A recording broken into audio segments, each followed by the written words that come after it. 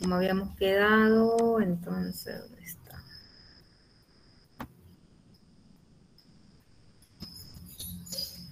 El tema que nos tocaba ver es las pruebas de laboratorio que se realizan en nefrología o que tienen una importancia en nefrología, ¿no?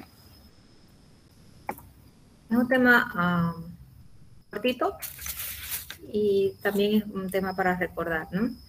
Los objetivos de este tema van a ser hablar un poco de la tasa de filtración glomerular, que es muy importante para nosotros en toda la materia. La creatinina, la urea, la relación Boone-creatinina, el examen de orina, el uranálisis, sedimento urinario, marcadores de daño tubular renal, electrolitos urinarios y pruebas de equilibrio ácido-base.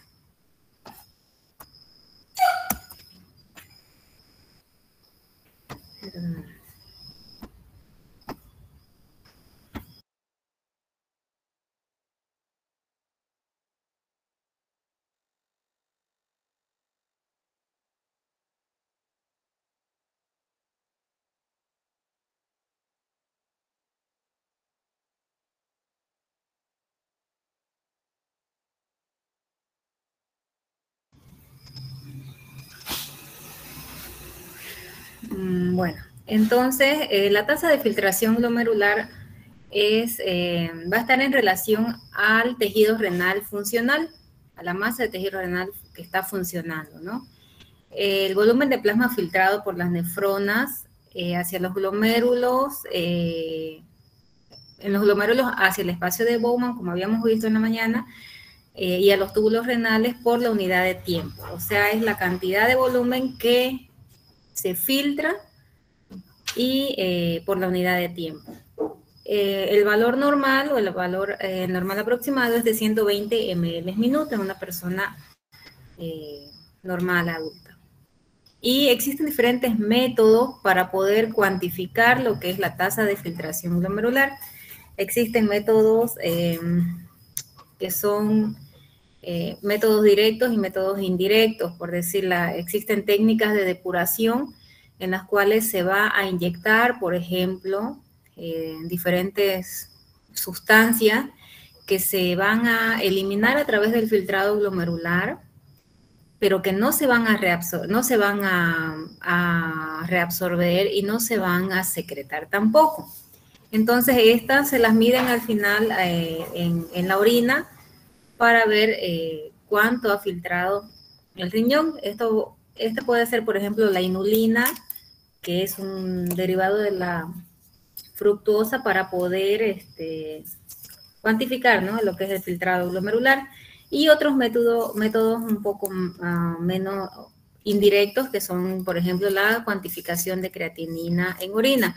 Recordemos que la creatinina, si bien se va a eliminar a través del riñón, en algún momento se puede secretar o se puede reabsorber. Entonces es un poco, no es tan fidedigno como si lo hiciéramos con un método directo. Lo malo de estos métodos directos es que se tiene que inyectar la sustancia por vía endovenosa con un tiempo y un horario y una tasa de inyección fija para poder controlar lo que es la tasa de filtración glomerular. Pero, en cambio, con la medición de creatinina, si bien no es tan exacto, pero podemos hacerlo a través de diferentes fórmulas que nos va a dar un parámetro cercano a lo que queremos, ¿no?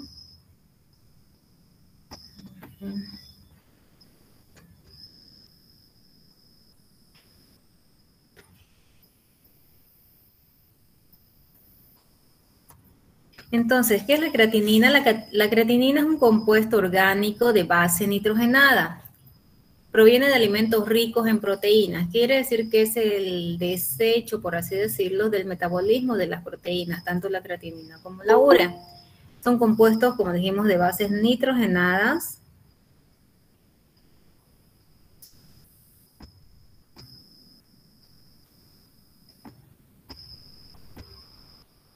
Y va a ser sintetizada en el hígado a través de aminoácidos como son la arginina, la glicina y la metionina. Eh, Esto va a salir a través de la fosfocreatina que da lugar a la creatinina con un valor normal entre 15 a 20 miligramos por kilo día es lo que se va a producir de creatinina. Y la eliminación es por la filtración glomerular y el valor normal de la creatinina plasmática es de 0,7 a 1,4 miligramos por decilitro. Este valor puede variar levemente de acuerdo al rango que manejan algunos laboratorios, ¿no? Pero básicamente es de 0,7 a 1,4 miligramos por decilitro. ¿Qué es lo que pasa con la creatinina? La creatinina va a estar en función a lo que es el valor de la tasa de filtrado glomerular. ¿Esto qué quiere decir? Que, por ejemplo, si la tasa de filtrado glomerular disminuye a la mitad, esta creatinina disminuye, por ejemplo, de 125, nos podemos ir a 60 ml por minuto, por decirle, si disminuimos la tasa de filtrado glomerular, la creatinina se va a elevar el doble, o sea, disminuye el filtrado glomerular y la creatinina se eleva. Entonces es inversamente proporcional. A menor flujo, menor filtrado glomerular, mayor cantidad de creatinina.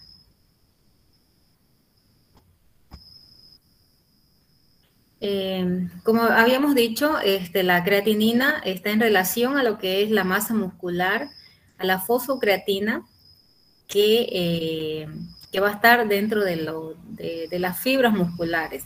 Es por eso que han escuchado, no sé, los que hacen gimnasio y toman suplementos, muchas veces están con suplementos de creatina, ¿no? Esta creatina es un derivado de la fosfocreatina que lo que va a hacer es, en teoría, mejorar la función muscular, ¿no? Le va a dar mayor energía al músculo para que pueda cumplir sus funciones.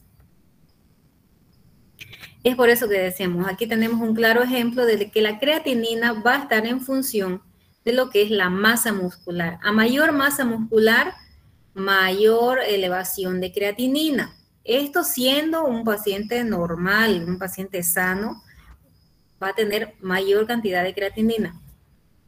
Lo mismo pasa con las dietas hiperproteicas. El paciente que tiene una dieta hiperproteica en base a carnes rojas o a carne o a pollo, con dieta con bastante proteínas en su consumo, que son los pacientes, por ejemplo, que hacen gimnasio, que hacen fisiculturismo, que consumen bastante proteínas, van a tener tendencia a tener una creatinina elevada.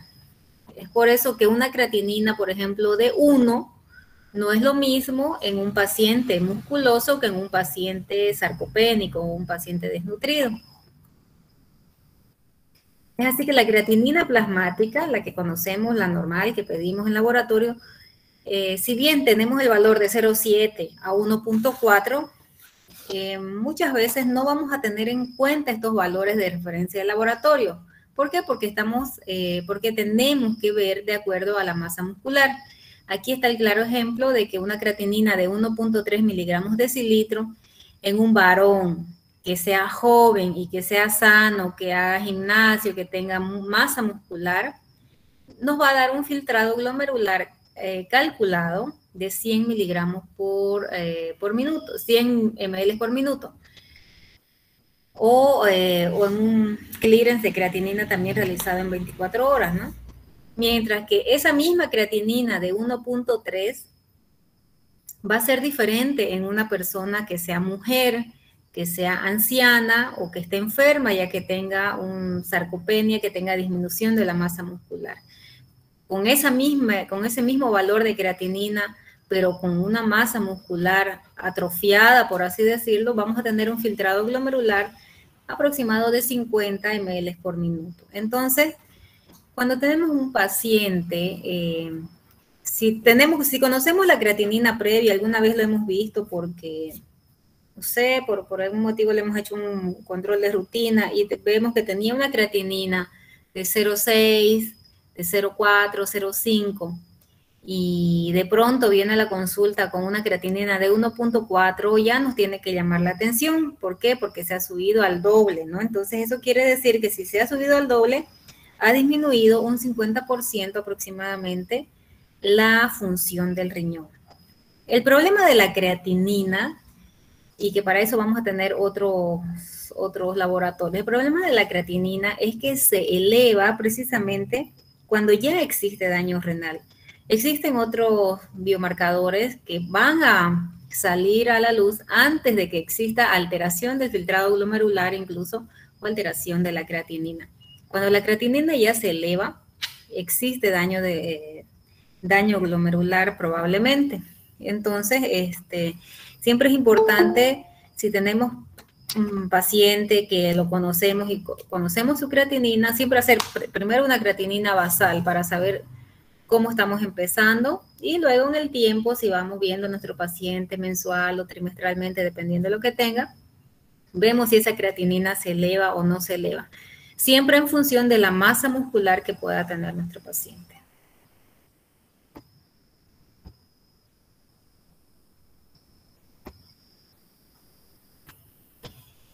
Y con la creatinina es que vamos a calcular la tasa de filtrado glomerular. La tasa de filtrado glomerular, como dijimos, es la tasa de filtrado en la unidad de tiempo. Para ello, necesitamos diferentes valores o parámetros, ¿no? Que son la creatinina urinaria, la creatinina que vamos a excretar en la orina, por el volumen urinario en ml minuto, dividido entre la creatinina plasmática. Normalmente ustedes no van a hacer esta fórmula, ¿no? Sino lo que van a hacer es solicitar al laboratorio que les realicen un clearance de creatinina en orina de 24 horas o una tasa de filtrado glomerular, también pueden ponerle en orina de 24 horas.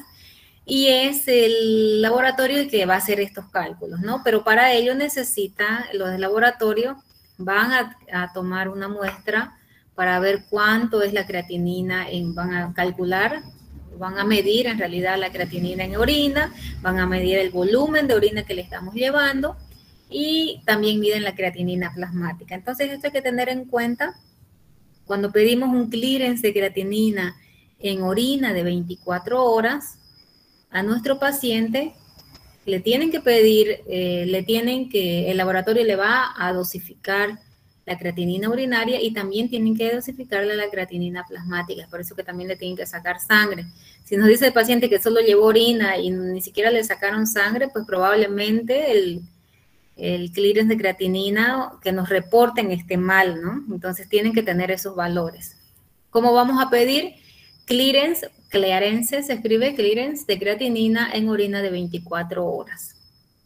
Y esto, ¿a quiénes vamos a pedir? A pacientes que tengan una diuresis normal. Si un paciente ya está anúrico, obviamente no le vamos a pedir un clearance de creatinina en orina de 24 horas. O un paciente renal crónico ya en estadio 4, en estadio 5, que paciente que ya va a estar en diálisis, no le vamos a pedir un clearance de creatinina en orina de 24 horas. Esto es para detectar pacientes en los primeros estadios de una enfermedad renal crónica. Entonces, como no todos nuestros pacientes le vamos a poder hacer un clearance de creatinina en orina de 24 horas, porque aparte cuesta dinero, cuesta lo que normalmente hacemos en la práctica diaria como un screening, por así decirlo, es hacer un cálculo estimado de la tasa de filtrado glomerular. Esto con los valores de creatinina, de peso ideal y, bueno, la edad. Existen unas constantes. Esta es la fórmula de Cockcroft-Gault, es la fórmula más conocida, o era la fórmula más conocida. Es un método fácil que se ocupa desde 1976 y no está diseñada así para utilizar en niños ni en personas muy ancianas, ¿no? ¿Cuál es el problema de calcular con esta fórmula?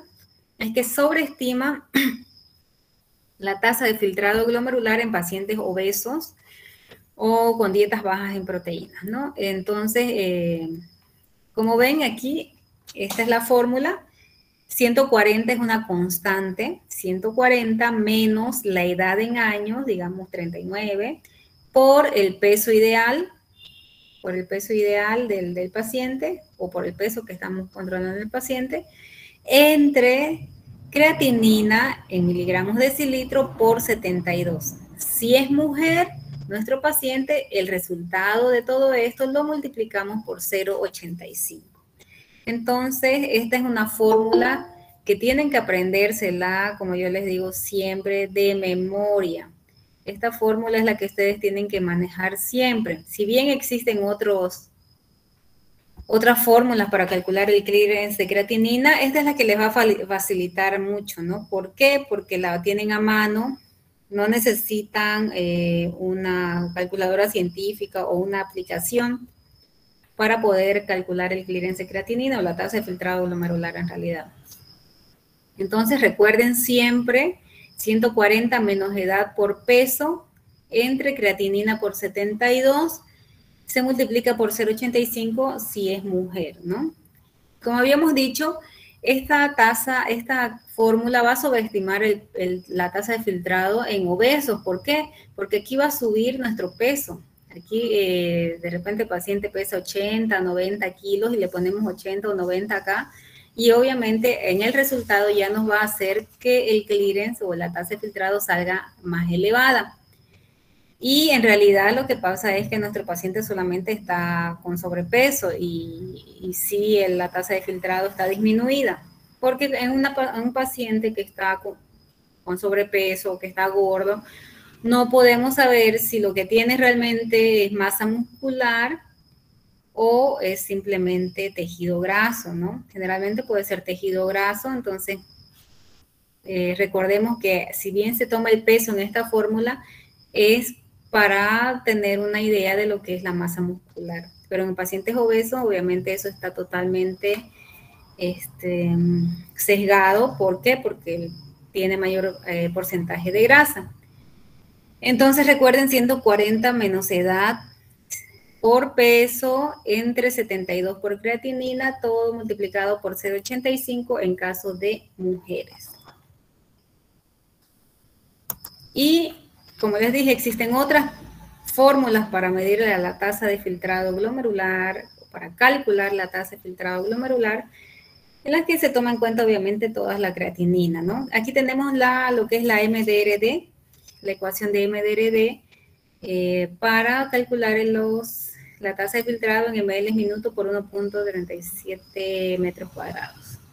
Entonces la fórmula es 186 por creatinina sérica elevado a la menos 1,154 potencia por edad elevada a la menos 0,203 potencia. Entonces, esta fórmula jamás la van a realizar ustedes en la práctica, así con su calculadorita, con su celular.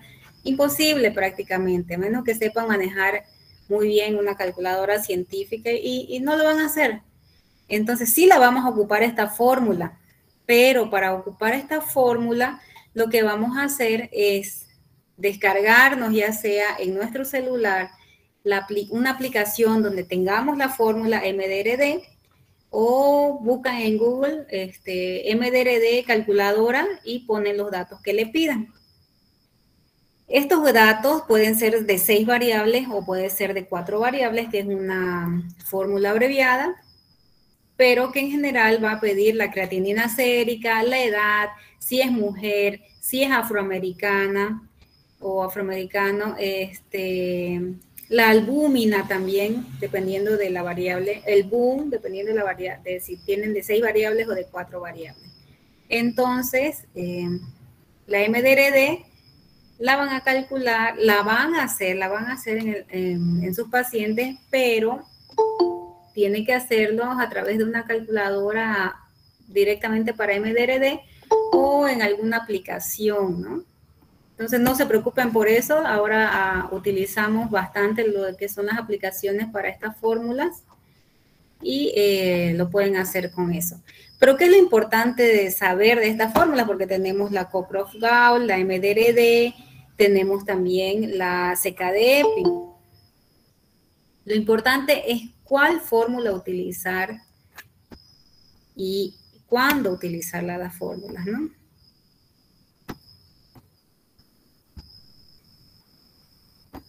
Entonces, como dijimos aquí, la MDRD se realizó a través de un estudio, bueno, que se hizo, la Modification of Diet in Renal Disease, fue diseñada en 1999 y fue creada para individuos sin diabetes y que tienen una tasa de filtrado glomerular, digamos, ya conocida, de menor a 60 ml minuto.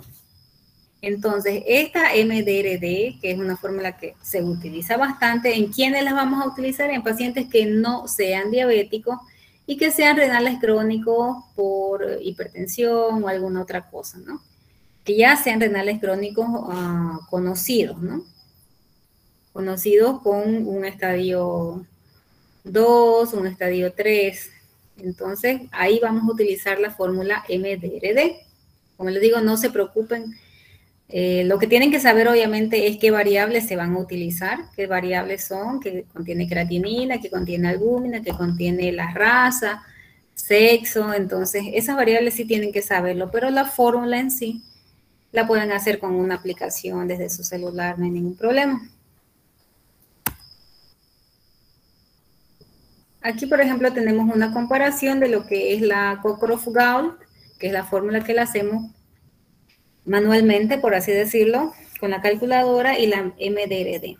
Una fue en 1976, la otra fue en 1999. Una tuvo más presencia de mujeres, como son la MDRD, con un 40%. En la Cockcroft-Gault no se toma en cuenta la raza, mientras que en la MDRD sí se toman en cuenta las razas, si es afroamericano o no. Y bueno, son diferentes comparaciones que hay entre la Cockcroft-Gault y la MDRD. La Cockcroft-Gault vamos a usar en nuestros pacientes que queremos calcular la tasa de filtrado glomerular, pero que no sean niños y que no sean muy ancianos. Mientras que la MDRD vamos a calcular igual en pacientes que sean renales crónicos o que tengan disminución del filtrado, ya tal vez conocido, y que no sean diabéticos. O sea, un paciente que tenga una elevación de creatinina de 2, de 2.1, sí podemos utilizar MDRD. Pero si tenemos un paciente que tiene 0.6, 0.7, no está validada para este tipo de pacientes. O sea, para ver si tiene alteración del filtrado glomerular agudo, por ejemplo, no sirve para nada esta fórmula, ¿no? Porque estas fórmulas en realidad son para pacientes crónicos. O sea, nunca van a calcular con Cockcroft o con MDRD o con la CKD-EPI, nunca van a calcular un clearance de creatinina en un paciente agudo. Jamás, eso no se hace, solamente para crónicos, ¿ya? Y bueno, aquí tenemos la otra fórmula, otra de las tantas conocidas. Hay muchísimas fórmulas, ¿no? Yo les estoy mostrando las 3 principales, bueno, 4 con la de niños que vamos a ver. Tenemos la CKD-EPI del 2009,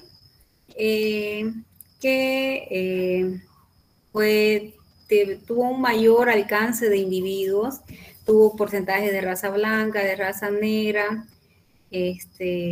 son pacientes con enfermedad renal crónica y pacientes diabéticos, ¿no? El 29% eran pacientes diabéticos, o sea, se tomó más en cuenta a los diabéticos aquí, mientras que en la MDRD no teníamos a pacientes diabéticos.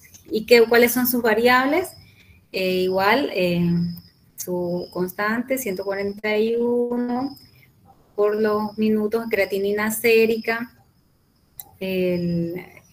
la K igual que es una constante, 0,7 si es mujer o 0,9 si es hombre, y las elevaciones, ¿no?, que tenemos de la potencia. Como les dije, esta CKD-EPI tampoco la vamos a calcular así en nuestro celular con una calculadora normal porque no se puede, pues, ¿no? Entonces, esta también se la pueden bajar en una aplicación o calculadora CKD-EPI en Google y meten los datos. Pero obviamente tienen que saber qué variables van a meter ahí para poder calcular. ¿En quiénes vamos a pedir esta CKD-EPI? En paciente renal crónico y que sea diabético, ¿ya? Entonces, eso es lo que tienen que aprender de esta fórmula, cuál fórmula y en qué paciente. Y siempre que les quede bien claro, estas fórmulas no son para pacientes agudos, estas fórmulas son para pacientes que sospechamos de una enfermedad renal crónica o que sabemos que ya tienen una enfermedad renal crónica, sea un estadio 2, 3, 4, 5, ¿no? Pero nunca van a ser calculadas para un paciente anúrico que de repente, no sé, un deshidratado que vino, o un, no sé, uno que tuvo una picada de víbora y empezó a subirse la creatinina. Nunca vamos a calcular una tasa de filtrado glomerular con estas fórmulas en los pacientes agudos. Siempre va a ser en pacientes crónicos. ¿Y por qué no calculamos en agudos? Bueno, ya vamos a ver enfermedad renal, infuria renal aguda. No vamos a calcular en agudos porque la creatinina sérica en pacientes agudos es muy variable. Entonces no podemos, entonces no vamos a calcular en agudos con estas fórmulas nunca, ya solamente son para pacientes crónicos. Pero,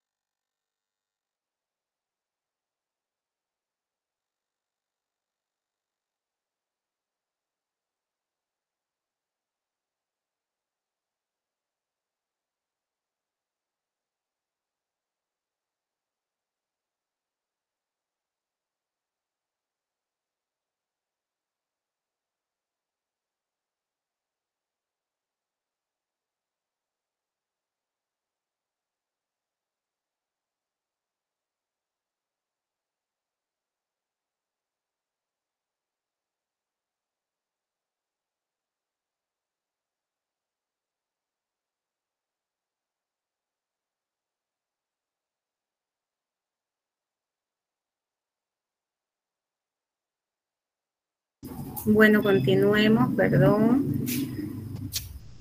Seguimos entonces. Esta fórmula es la fórmula de Schwartz. Esta la vamos a utilizar, o bueno, la van a utilizar los pediatras. Como ustedes saben, yo soy internista, no veo niños. Y esta fórmula es la que se utiliza en pediatría, ¿no? De acuerdo a las diferentes variables que ellos tengan. Entonces, esta no la vamos a usar ni en ancianos, ni en diabéticos, ni en cualquier adulto. Esta es para niños especialmente. Y luego tenemos la relación, lo que es la urea y el nitrógeno ureico. La urea es un metabolito sintetizado, es sintetizada en el hígado, y es el producto final del metabolismo de las proteínas. Esto que les quede bien claro, siempre que hablamos de riñón nos referimos a la urea y la creatinina, urea y creatinina. La urea se sintetiza en el hígado, no se sintetiza en el riñón. Simplemente se elimina por el riñón, ¿ya? Pero la urea es sintetizada en el hígado. Es por eso que alguna alteración hepática nos va a dar alteraciones en lo que es el metabolismo de la urea. ¿Cuál es el valor normal? De 12 a 54 miligramos de decilitro. Esto también varía de acuerdo al laboratorio. Algunos dicen de 20 a 40. Depende de lo que diga, ¿no? La tira reactiva del laboratorio. ¿Y qué es el nitrógeno ureico? El nitrógeno ureico, su valor normal es de 8 a 25 miligramos por decilitro. Y para poder hacer la conversión de urea a nitrógeno ureico se obtiene considerando que la proporción urea-BUN es de 60 a 28. Por lo tanto, urea es igual a BUN por 2.4. Entonces, si tenemos un valor de urea, si queremos saber el valor de urea, tenemos que calcular nitrógeno ureico por 2.4. Si al revés, en alguna fórmula nos piden BUN y no sabemos el BUN, pero solo tenemos la urea, lo que tenemos que hacer es dividir, así como una ecuación, ¿no? Dividir lo que es la urea entre 2.4. Si queremos conocer la urea, lo que tenemos que hacer es multiplicar el BUN por 2.4. Entonces, eso es matemáticas. Acuérdense siempre de esta constante que es 2.4, ¿no? Si queremos valor del BUN, urea entre 2.4. Si queremos valor de urea, BUN por 2.4. Las causas de elevación de urea en la sangre o la uremia puede ser disminución de volumen plasmático, deshidratación o hemorragia, catabolismo proteico excesivo, diabetes, tirotoxicosis, infecciones, disminución de la capacidad de concentración del riñón, nefropatías, toxicidad. La disminución de la urea va a estar derivada por ingesta elevada de líquidos o infusión endovenosa excesiva, hepatopatías graves o el embarazo. Entonces, como dijimos, la urea se sintetiza, se metaboliza en el hígado y se va a eliminar, se va a excretar a través de los riñones.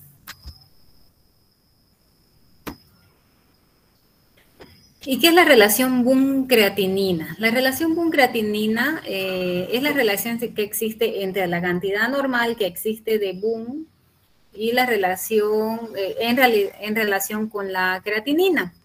Lo normal de esta relación es que sea 10:1, que quiere decir que por cada 1 miligramo, digamos, de creatinina existen 10 de BUN o de nitrógeno ureico, o 20:1 si es se llama así, es la urea, ¿no? Pero en relación BUN-creatinina, 10:1 es lo normal. Pero en algunas ocasiones existen patologías en las que vamos a ver que, por ejemplo, la urea o el BUN se va a elevar demasiado en relación al valor de la creatinina. Por ejemplo, si vemos un paciente que tiene una creatinina de 1.2, no tiene más, pero que tiene un BUN de 100 o una urea de 200, 300, pero la creatinina está prácticamente casi normal. Cuando esta relación se altera a favor del BUN, es probable que tengamos una azoemia prerrenal. Eso quiere decir que es antes del riñón, o sea, antes de la filtración, ¿no ven? ¿Qué es lo que pasa? Que la creatinina, la urea, el sodio y el agua se van a filtrar, pero si es una azoemia prerrenal, vamos a tener elevación de la urea o del BUN y esta urea no se va no la vamos a reabsorber, ¿no? El nitrógeno ureico, filtrado por su pequeño tamaño, acompaña siempre al sodio, al agua en el proceso de reabsorción. O sea, cuando reabsorbemos mayor cantidad de sodio y de agua, lo que vamos a tener es aumento de la urea también, o sea, reabsorción de la urea. En cambio, la creatinina no se reabsorbe y se elimina por la orina. Cuando lo que tenemos es una alteración renal, una azoemia renal, una alteración, y la relación no se rompe, sigue siendo 10:1, pero o sea, decimos es 10:1, está normal, pero ambas están elevadas, lo más probable es que sea una hiperazoemia de origen renal, o sea, las dos están alteradas, tanto la urea como la creatinina, ¿no? Y sin embargo, cuando tenemos una relación 5:1, o sea, con una disminución del valor de la urea o del BUN en relación a la creatinina, a la mitad, por ejemplo, del BUN, tenemos, qué sé yo, 20 de urea, pero una creatinina altísima en relación, tenemos 5 de creatinina, probablemente esto se produzca por una rhabdomiólisis, ya que es la liberación o la destrucción de la fibra muscular produce liberación de creatinina. Entonces se eleva la creatinina por la destrucción de la fibra muscular, pero no ha sucedido nada con el metabolismo de la urea. Entonces lo que se elevó fue la creatinina solamente y la urea se mantuvo, ¿no? Por eso la relación disminuye. Y bueno, ahora vamos a hablar de lo que es la cistatina C, que es un biomarcador que está muy de moda ahora. No es un marcador nuevo, pero está muy de moda. ¿Por qué? Porque nos va a dar nos va a dar una pauta en lo que es la sospecha de la falla renal aguda. Debido a que esta cistatina se va a aparecer en etapas tempranas de una enfermedad, de una injuria renal, por decir así. Es un inhibidor de las proteasas y tiene una tasa de producción constante, filtrada por los glomérulos y reabsorbida al 100%. Entonces, pacientes que estamos sospechando que están haciendo una falla renal aguda y que aún no se ha elevado, por decir, su BUN ni su creatinina, pero sospechamos que está haciendo o que va a ser una enfermedad, una injuria renal aguda, pedimos la cistatina C. Entonces es un biomarcador que debemos acostumbrarnos a pedirlo ya más frecuentemente, no tanto solo la urea y la creatinina, porque recordemos que cuando se eleva la creatinina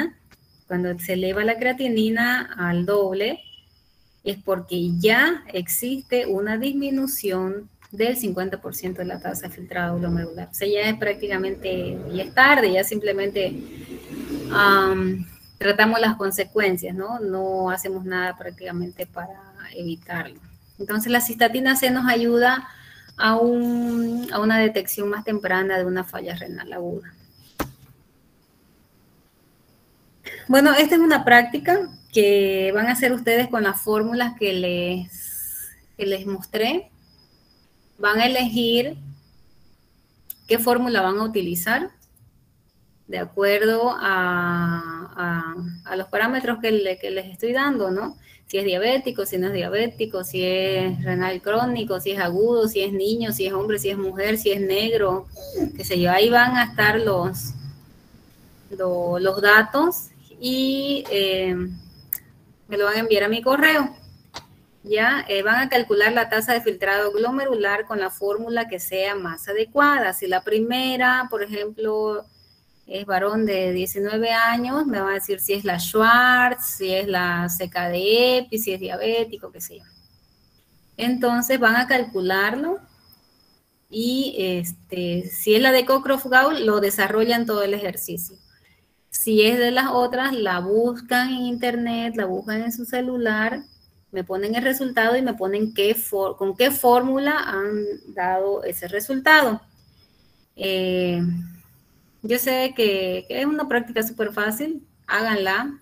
Es una práctica que les va a ayudar a discernir qué tipo de fórmula van a hacer. Les diría que no se copien, de verdad háganla porque es lo que les va a ayudar a tomar decisiones, ¿no? Una práctica súper fácil. Entonces me la van a enviar al correo que está ahí hasta el día viernes. Pueden tomarle una foto si quieren a eso. De todas maneras, le voy a enviar una foto al presidente del curso para que se las envíe, ¿ya? No copien, traten de hacerla. Ustedes piensen, ¿no? ¿Qué fórmula es la que van a utilizar y cómo es que lo van a hacer? Y de paso se descargan las fórmulas, se descargan las calculadoras en sus celulares.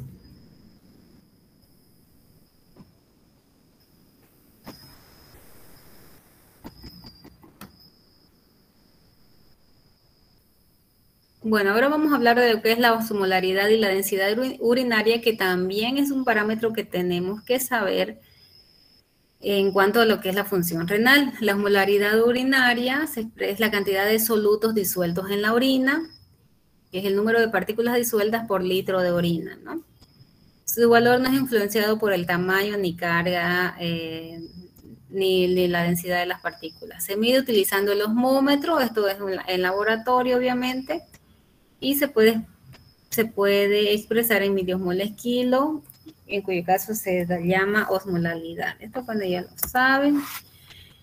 Y la densidad urinaria la vamos a medir, bueno, es la gravedad específica que tiene la orina. Para su determinación se van a utilizar tiras reactivas con polímeros poliónicos saturados con hidrogeniones. Estos van a ser liberados al ser reemplazados competitivamente por cationes de sodio y de potasio, dependiendo de qué contenga la orina, ¿no? Entonces eso va a originar cambios en el pH y es por eso que en la colorimetría va a haber cambios en la colorimetría de la tira y eso de ahí es que vamos a ver cambios en la densidad urinaria, ¿no? Principalmente cuando contiene iones. Entonces la densidad urinaria la vamos a medir por tiras reactivas, que es un parámetro que nos dan dentro de lo que es el examen general de orina. En la práctica clínica se trabaja con la densidad urinaria relativa. En ella se expresa la relación o cociente entre el peso del volumen de orina y el peso del mismo volumen de agua destilada a una temperatura constante. Constituye un índice de la concentración de partículas disueltas en la orina, pero no solo dependen de las partículas, sino del peso y del tamaño de ellas, ¿no? El valor normal de la densidad urinaria es de 1.015 a 1.20.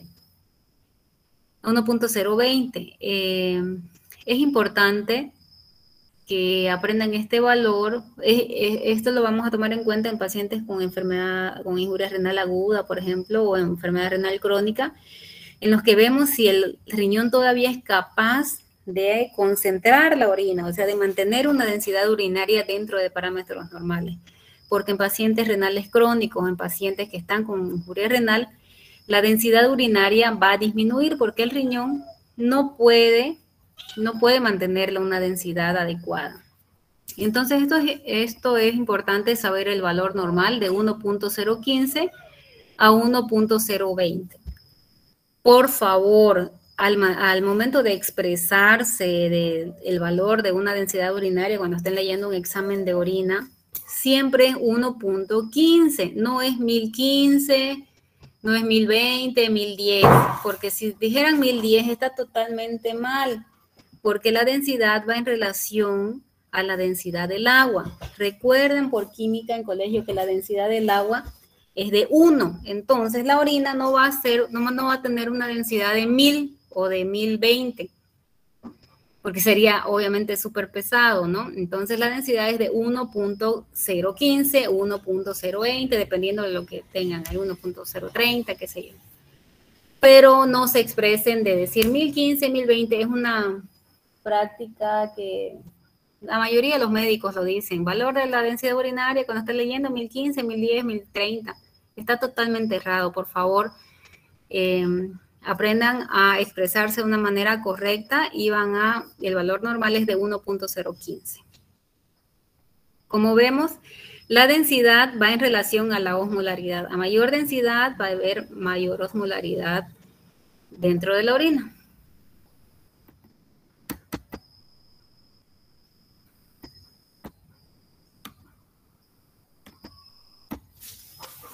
Otros marcadores de daño tubular renal tenemos, estos son nuevos, no los realizamos aquí, la verdad aquí en Trinidad no hacemos estos, que son el KIM1, que se produce en el túbulo contorneado proximal y se considera que promueve la depuración de células apoptóticas y necróticas. En caso de injuria es sobreexpresada y se transfiere a la orina y el espacio extracelular. Entonces, cuando el paciente tiene daño tisular, estas células necróticas van a liberar esto que es el KIM1, ¿no? Y son marcadores de daño tubular renal.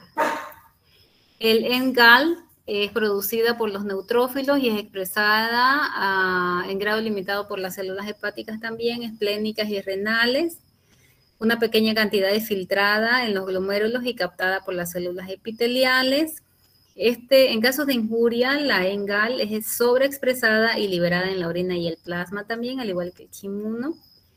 La interleuquina 18 es producida por células inmunes y epiteliales activas, tiene propiedades proinflamatorias. Recuerden que esta interleuquina, bueno, en realidad muchas de las interleuquinas, van a sobreexpresarse en lo que es la sepsis, en pacientes con inflamación aguda, o puede tener también propiedades homostáticas. El FAP circula ligada a la albúmina sérica y es filtrada en los glomérulos y reabsorbida por las células del túbulo contorneado proximal. En condiciones de estrés, isquemia, reperfusión es sobreexpresada, fijando lípidos, hidroperóxidos y otros reactivos de origen, siendo puntos liberados en la orina. Entonces, todos estos marcadores son marcadores de daño tubular renal. Como les digo, no los solicitamos aquí en Trinidad, no tenemos posibilidad de hacer estos marcadores, ¿no? Y otros marcadores también del daño tubular renal, que si no tenemos esos, con el KIM y el NGAL, tenemos otros indirectos que son los electrolitos urinarios. Recordemos que una de las funciones del riñón es la regulación del equilibrio ácido-base y de los electrolitos, ¿no? Entonces, Podemos medir en nuestros pacientes sodio urinario, potasio urinario. ¿Y esto para qué nos va a servir? Esto, el sodio urinario va a depender del volumen intravascular y nos va a servir para ver si las oligurias, o sea, si la disminución de la diuresis que tiene nuestro paciente es de causa prerrenal o de causa renal. Porque a veces el paciente, está, qué sé yo, inconsciente, está en coma y no sabemos si la oliguria que presenta es porque lo tenemos deshidratado o tiene alguna trombosis que no deja aumentar, que no deja llegar al flujo renal adecuado, o por oligurias renales, de repente le hemos metido contraste, algún medicamento que nos ha hecho una necrosis tubular aguda. Entonces, para diferenciar de prerrenal de renal, hacemos el sodio urinario. En las oligurias prerrenales, como dijimos, el riñón trata de conservar todo el sodio filtrado para poder restaurar el volumen intravascular. El sodio excretado en la orina es inferior a 20 miliequivalentes litro en una muestra de orina ocasional. ¿Esto qué quiere decir? Por ejemplo, un paciente muy deshidratado o hipovolémico, por decirle, como dijimos, que la disminución de la volemia va a producir una disminución del sodio circulante a nivel del aparato yuxtaglomerular, por decirlo. Entonces, el riñón va a captar que hay disminución del sodio, no le está llegando la suficiente cantidad de sodio porque el paciente está hipovolémico. Entonces, lo que va a hacer es reabsorber, por los diferentes mecanismos que ya vimos en la anterior clase, reabsorber todo lo que pueda de sodio para mantener una volemia adecuada. Y es por eso que el sodio va a estar disminuido en la orina. ¿Por qué? Porque el riñón va a tratar de reabsorberlo todo. Sin embargo, en las oligurias renales, cuando existe una necrosis tubular aguda, cuando lo que están dañados son los túbulos, se va a perder la capacidad tubular para reabsorber el sodio. Entonces, todo el sodio filtrado, prácticamente, no todo, ¿no? Pero sí la mayor parte o gran parte se va a ir desechando por la orina porque el túbulo no es capaz de reabsorber como normalmente hace el sodio, ¿no? Recordemos que el sodio se va a reabsorber bastante en lo que es el asa ascendente de Henle, el asa gruesa ascendente de Henle. Si existe una necrosis tubular aguda, ese sodio no se va a poder reabsorber. Entonces, se va a eliminar por la orina, por lo tanto, el sodio urinario va a ser alto. También podemos medir lo que es la fracción de excreción de sodio. Es el porcentaje de sodio que se filtra con el sodio que aparece en la orina o que es finalmente excretado, ¿no? Como habíamos dicho, el sodio total filtrado corresponde al 100% y el sodio que aparece en la orina es un porcentaje que deseamos conocer. Entonces, para ver el sodio, fracción de excreción de sodio,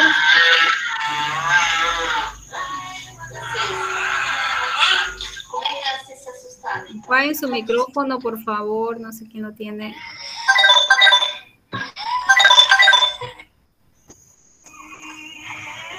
Natalia Zumba, apague su micrófono.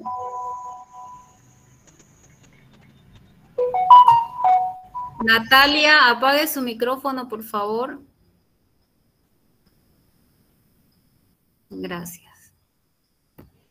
Entonces, les decía que la fracción de excreción de sodio es el resultado entre el sodio total filtrado y el sodio excretado, ¿no? Este lo vamos a calcular, esto lo vamos a mandar al laboratorio, también vamos a pedir, el laboratorio no lo vamos a calcular nosotros, nos lo calcula el laboratorio, pero ¿qué es lo que nosotros tenemos que pedir? Tenemos que saber que para hacer una fracción de excreción de sodio tenemos que pedir el sodio urinario, es importante, la creatinina plasmática, sí o sí hay que pedirla, la creatinina urinaria y el sodio plasmático también. Entonces, con estas fórmulas, que fracción de excreción de sodio es igual a sodio urinario por creatinina plasmática por 100% entre sodio plasmático por creatinina urinaria. Entonces, de ahí va a salir la fracción de excreción de sodio no lo calculamos nosotros, cuando nos los mandan ya directamente del laboratorio, pero también hay que tener en cuenta y hay que ser bien observadores en esto cuando pidamos el laboratorio de fracción de excreción de sodio, que a nuestro paciente le tiene que haber tomado una creatinina plasmática y obviamente una creatinina urinaria. Si no tenemos estos valores, entonces ¿de dónde van a calcular la fracción de excreción de sodio? Entonces siempre hay que tener un poco de cuidado con el laboratorio de que nos den estos valores, ¿no? Para asegurarnos de poder hacer un buen cálculo de la fracción de excreción de sodio. Bueno, ¿y para qué nos sirve esta fracción de excreción de sodio? Precisamente para poder discernir si es una hipovolemia prerrenal o es una falla renal aguda, es una hipovolemia o es una falla renal, ¿no? Si es menor a 1, la fracción de excreción de sodio es prerrenal, ya sea por deshidratación, hipovolemia, o si es mayor a 2, una falla renal aguda por necrosis tubular aguda, por ejemplo. Y la postrenal prácticamente va a tener lo mismo que la falla renal aguda por necrosis tubular aguda, ¿no? Aunque puede estar un poco más elevado la fracción de excreción de sodio. ¿Cuáles son las limitaciones y contraindicaciones de pedir la fracción de excreción de excreción de sodio? Es que no tiene una validez en pacientes que recibieron diuréticos en las últimas 24 horas. Cuando pidamos esto, 0 diuréticos, le quitamos diuréticos a nuestros pacientes, furosemide, espironolactona, todo. Ni agentes que causen diuresis osmótica o pacientes que tengan glucosuria. Si tienen glucosuria es porque tienen una glucemia elevada. Entonces no podemos hacer una fracción de excreción de sodio. El uso de diuréticos está contraindicado para hacer esto. La insuficiencia renal crónica, la bicarbonaturia, la glucosuria, la enfermedad de Addison. Esta fracción de excreción de sodio no permite diferenciar la ira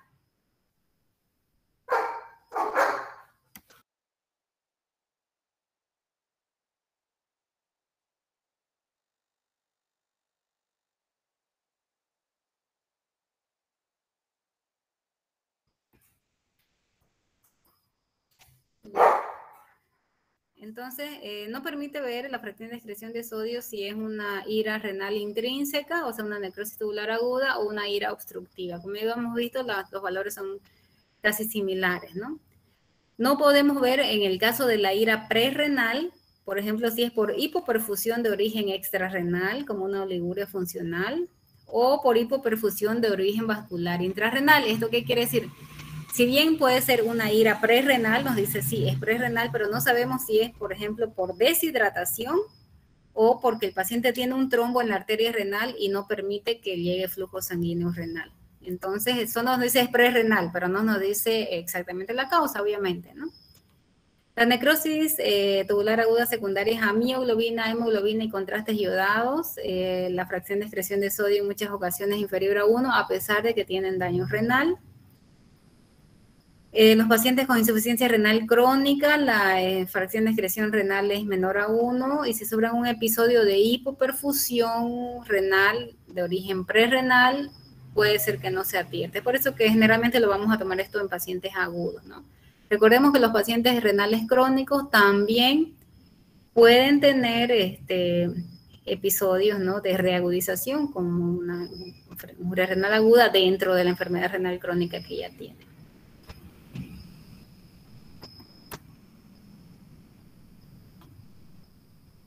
A ver. Estamos terminando. Más marcadores de daño tubular. El sodio en orina 24 horas, también podemos pedirlo. El potasio urinario, igual que el sodio urinario. El potasio urinario lo vamos a pedir para ver el diagnóstico de la hipocalemia. Para ver si las causas de la hipocalemia, de repente tenemos un paciente que tiene un potasio de 1, 1.2, que no sube a pesar de las reposiciones que le hagamos, y tenemos que saber si esto es porque el paciente está perdiendo sodio de manera extrarrenal o está perdiendo sodio por alteración renal. Efectivamente, Para eso la fracción de excreción de sodio igual la vamos a calcular con creatinina plasmática, potasio plasmático, potasio urinario, igual que la anterior fórmula, ¿no? Si vemos que el potasio urinario es menor a 15 miliequivalentes por litro, las pérdidas probablemente sean extrarrenales.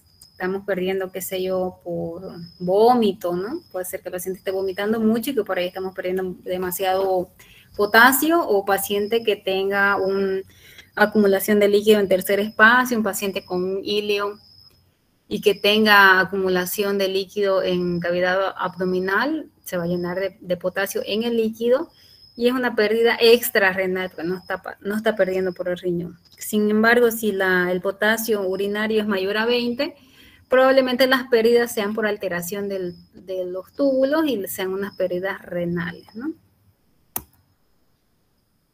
Y aquí lo mismo, gradiente potasio transtubular, nos sirve para lo mismo, para ver en los pacientes hiperpotasémicos, ¿no? Un valor del potasio transtubular menor a 6 implica que el túbulo colector no responde apropiadamente a la hiperpotasemia y que la secreción tubular de potasio está disminuida, sea bien por daño de epitelio tubular o por incapacidad de las células epiteliales para responder a las hormonas. Si la hiperpotasemia es de origen no renal, los riñones intentarán excretar el exceso de potasio circulante y el gradiente de potasio transtubular será mayor a 10. Entonces, el potasio urinario nos va a servir para ver en las hipocalemias por dónde estamos perdiendo, pero si nuestro paciente tiene hipercalemia, vamos a ver por qué tiene la hipercalemia, ¿no? Si es a través de los túbulos, si es un daño renal o un daño extrarrenal, igual que en los anteriores. Y bueno, aquí esto es los índices diagnósticos urinarios. Estos son datos importantes que tenemos que saber cuándo sospechar, cuándo pedir. Es lo que hemos hablado, fracción de excreción de sodio, para ver si es prerrenal o es renal, con una necrosis tubular aguda, menor a 1, prerrenal, mayor a 1, NTA, necrosis tubular aguda. Índice de fallo renal, concentración urinaria de sodio, aquí vemos si es menor a 10, es prerrenal, mayor a 20, necrosis tubular aguda. La relación entre la creatinina plasmática y la creatinina urinaria, la relación entre urea en la orina y la urea de plasma que hemos visto en las diferentes fórmulas, la densidad urinaria, aquí vemos si es prerrenal, la densidad va a estar elevada, porque el riñón está tratando, tiene capacidad, no elevada, pero va a estar normal, tiene capacidad de concentrar esa orina. Pero si es una necrosis tubular aguda, los túbulos ya no tienen capacidad de concentrar la orina, entonces la densidad urinaria va a estar disminuida. La osmolaridad urinaria también en la prerrenal va a estar elevada. ¿Por qué? Porque va a aumentar la reabsorción de agua y los solutos van a estar aumentados en la orina, mientras que en la necrosis tubular aguda va a estar disminuida. Y aquí habla un poco de lo que es el sedimento. Vamos a tener cilindros hialinos en lo que es la injuria prerrenal, o sea, en un paciente deshidratado, y cilindros granulosos, pigmentados y de células epiteliales en lo que es la necrosis tubular aguda. Yo no le hablé en esta ocasión de lo que es el examen general de orina, ¿no? De lo que es los cilindros y eso. Lo van a dar en la práctica, porque, bueno, se supone que ya saben, el examen general de orina es un tema súper que se avanza en segundo año, creo. Entonces, vamos a repasarse un poco cuando hablemos de infección urinaria y lo vamos a ver en la práctica también, lo que es esto de los cilindros, que nos da bastante orientación entre la causa de la poliguria o de la injuria renal que pueda tener nuestro paciente. Bueno, hasta ahí es la clase de hoy. Si tienen alguna duda, alguna pregunta.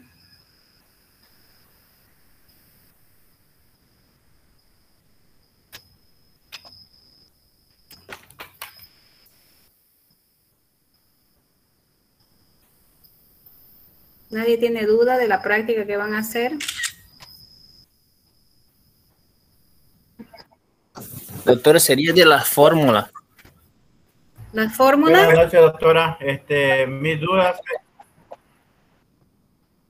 Sí. Sí, dígame.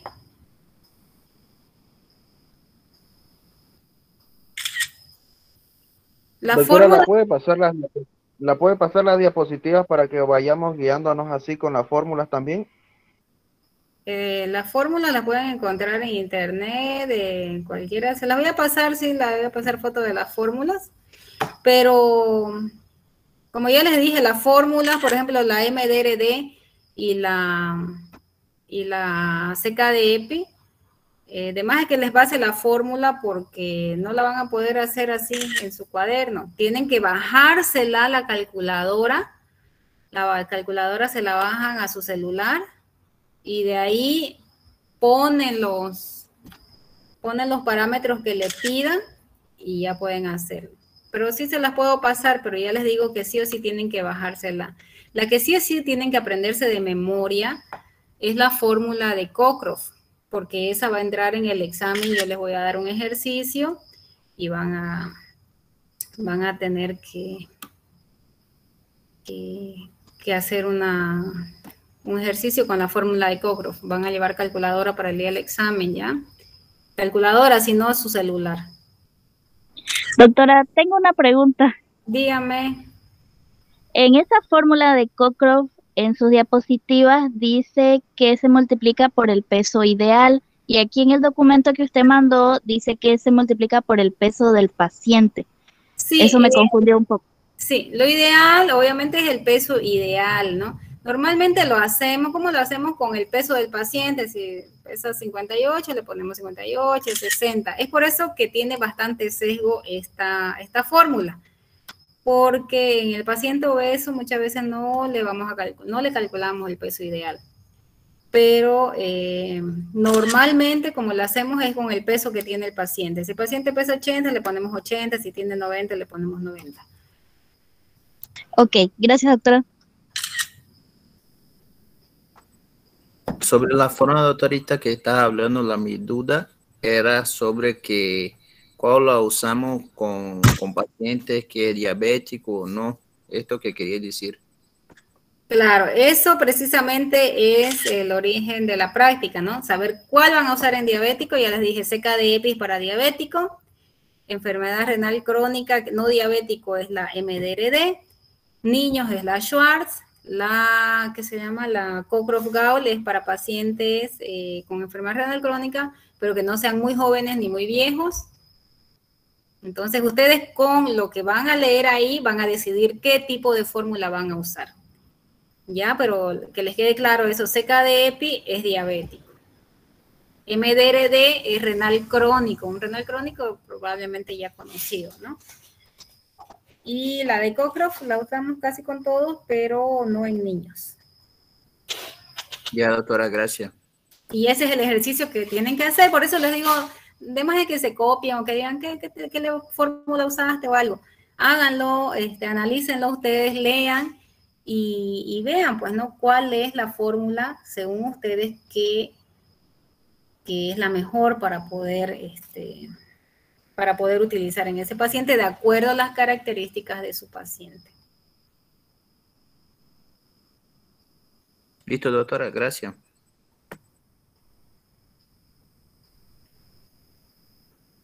Entonces, ya saben, el día del examen llevan una calculadora, ¿ya? De estas sencillas nomás. Porque celular no van a poder utilizar. Y si no llevan calculadora, lo hacen mentalmente, las multiplicaciones y las divisiones. Doctorita, una pregunta. Sí. ¿No nos podría enviar la imagen de la fórmula de Cockcroft? Esa es la única para Claro. poder hacer. Está en el PDF. Todas las fórmulas están en el PDF que les envié. ¿No ves? Ya, Están. gracias. Sí, están todas. Sí, está. Entonces, chicos, estudien eso. Anatomía va a entrar lo básico, cuánto mide el riñón, qué sé yo, dónde están ubicados, ¿no? Qué músculos hay alrededor. Este tema de las pruebas de laboratorio, que es súper fácil, y lo de que es de fisiología renal, que en eso sí voy a hacer bastante hincapié. Me interesa saber Me interesa que sepan en realidad dónde se filtra qué cosa, ¿no? Si en el túbulo contorneado distal se filtra la glucosa o dónde se reabsorbe la urea, dónde se reabsorbe el sodio. Eso es importante que sepan porque con eso van a tener idea luego de lo que es el uso de los diuréticos, que es otro tema que vamos a ver. Las partes del glomérulo también, el esquema ese donde habíamos visto el endotelio, la membrana basal, los podocitos. ¿Por qué los podocitos tienen carga eléctrica negativa? ¿Para qué sirve la carga eléctrica negativa? Entonces, todas esas cosas es lo que necesito que aprendan, ¿ya?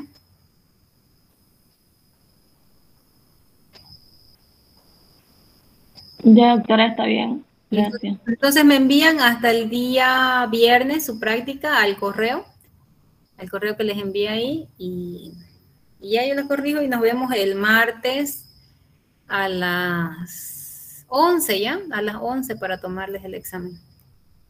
Bueno, desde las 10:30 vamos a tratar de estar ahí. Va a ser en el auditorio, ¿no? En el Paraninfo, ¿dónde va a ser? Sí, doctora, ahí va. Sí, doctora, para Ninfo. Ya, entonces ahí vamos a dividirnos en 2 grupos probablemente porque son varios. Y bueno, me piden que presenten su carnet y esa cosita de la votación, ¿no? Eso tienen que presentar, es obligatorio. Sufragio.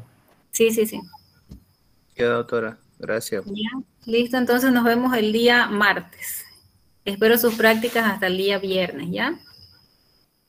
Ok, doctora, Por favor, les pido por favor que como vamos a estar haciendo prácticas así, de que me van a enviar al correo para que yo corrija algunas cosas, por favor hagan sus prácticas o créense un correo con su nombre, con su apellido, ¿ya? Porque después mandan unos correos que no sé, que ya ni sé quién es y no le ponen el nombre a la hoja, entonces que tenga su correo, que tenga el nombre que ustedes tienen, ¿ya? Después vienen así unos correos que el bombón asesino, Chapaquita 2011 y uno no sabe ni quiénes son. Entonces, yo no voy a saber quién es Bombón Asesino 21. Entonces, por favor, pongan su correo con su nombre. Tampoco me manden del correo de su marido, de su, no sé, de su hijo, de su prima, o que del mismo correo me manden 2 personas, porque yo corrijo de acuerdo al nombre que está en el correo. Así que vayan creándose su correo para estudio, con su apellido, su nombre bien, para que podamos corregir, ¿ya? Listo, nos vemos el día martes. Sí, doctora. Chao, chao. Buenas noches.